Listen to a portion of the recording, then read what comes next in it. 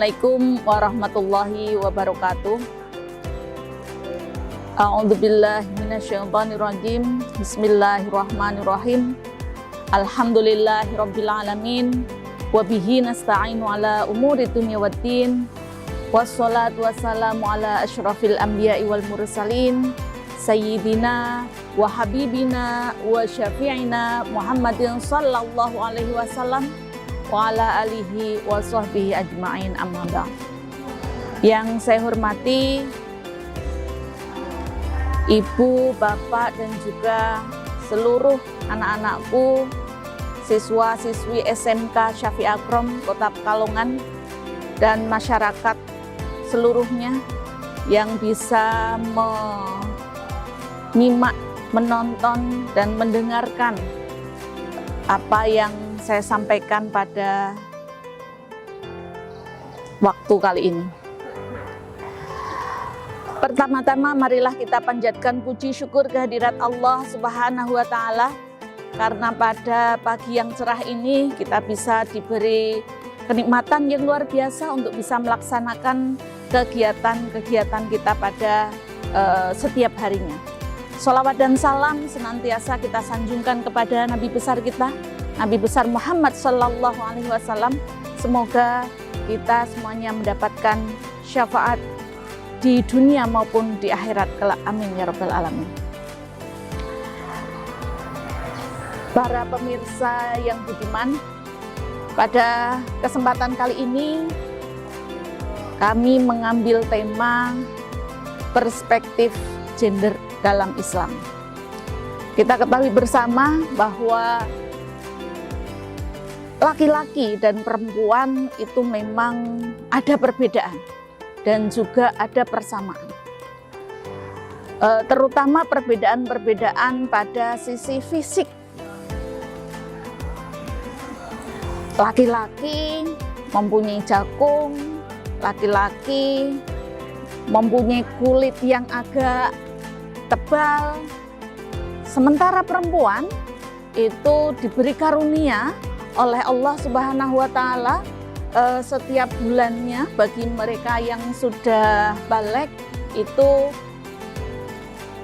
menstruasi, bisa hamil, menyusui. Itulah perbedaan-perbedaan laki-laki dan perempuan secara kodrati. Artinya perbedaan laki-laki dan perempuan itu secara kodrati tidak bisa dipertukarkan, karena memang dari Allah Subhanahu wa Ta'ala menciptakan hal yang demikian. Dari negara manapun, perbedaan laki-laki dan perempuan secara kodrati ya semacam itu, tidak bisa dipertukarkan.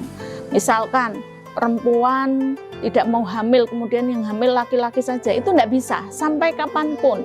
Sampai kemudian ilmu pengetahuan dan teknologi sejauh apapun tidak bisa menggantikan posisi perempuan yang hamil kemudian digantikan oleh laki-laki.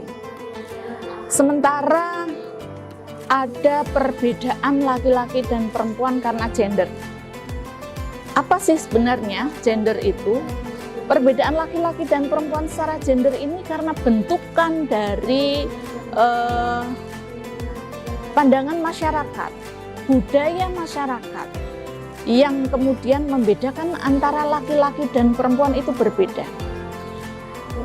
Hal ini menjadikan bisa jadi antara satu daerah, satu negara dengan negara lain itu berbeda. Contoh misalkan di Indonesia, siapa yang menggunakan gamis? Tentunya perempuan. Kalau di Arab Saudi, siapa yang menggunakan gamis? Laki-laki, kan berbeda. Ini perbedaan secara gender. Berikutnya adalah contoh lagi, bahwa di Indonesia sering kita temui para kaum hawa, ibu-ibu ini belanja di pasar untuk memenuhi kebutuhan dapurnya. Sementara kalau kita lihat di Arab Saudi, bisa jadi tidak ada ibu-ibu di sana.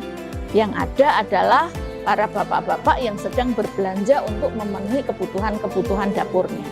inilah perbedaan-perbedaan yang bisa dipertukarkan karena ini hanya pandangan atau bentukan dari masyarakat, sehingga antara satu daerah dengan daerah lain bisa jadi berbeda. Contoh lagi misalkan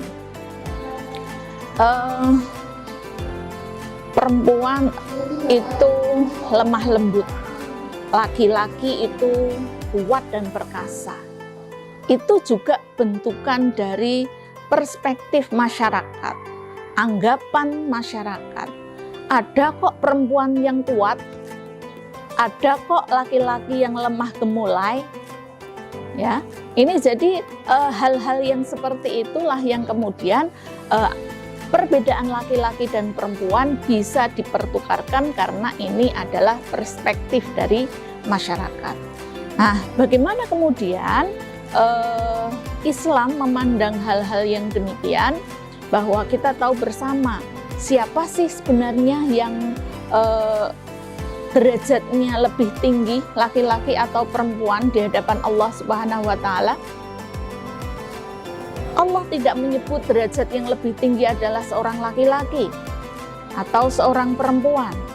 Tidak demikian. Dalam surat Al-Quran disebutkan, Ya ayuhan nas, inna khalaqnakum min dzakari wa untha wa ja'alnakum shu'uban wa qabaila lita'arafu inna akramakum indallahi atqakum. Al-ayah.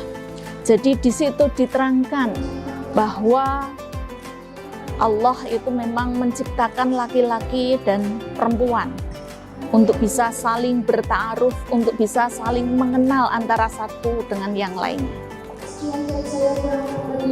Dari hal ini bisa dijelaskan, tidak ada perbedaan ketika Allah menciptakan laki-laki dan perempuan.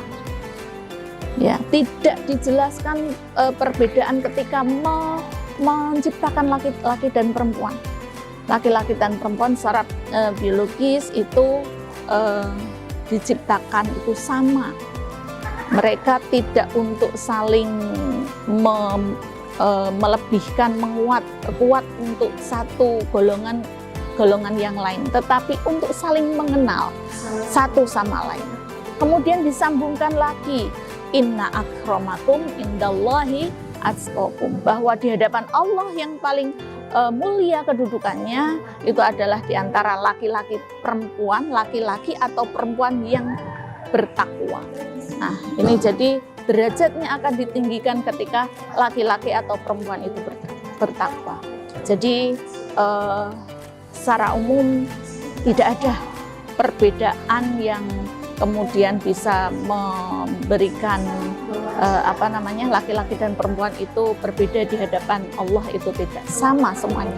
Jadi untuk anak-anakku yang sekarang masih belajar di SMK Syafi'i Akrom, yang sekarang ini sudah alumni di SMK Syafi'i Akrom, maupun anak-anak yang akan mendaftar di SMK Syafi'i Akrom, terutama ini yang perempuan, tidak usah berkecil hati nanti saya untuk belajar lama nanti jadinya seperti apa.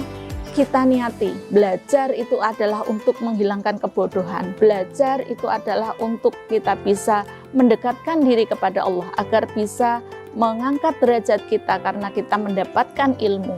Nah, dengan itu nanti kita bisa meningkatkan derajat kita, meningkatkan derajat ketakwaan kita, sehingga nanti di hadapan Allah Subhanahu wa Ta'ala kita menjadi mempunyai derajat yang lebih tinggi daripada yang lain. Laki-laki dan perempuan sama, laki-laki dan perempuan berbeda, namun perbedaan-perbedaan itu tidak perlu diperdebatkan. Perbedaan itu perbedaan secara kodrati, jadi sudah dari sananya tidak perlu diperdebatkan. Hanya saja kadang-kadang perspektif di masyarakat kita ada hal-hal yang demikian.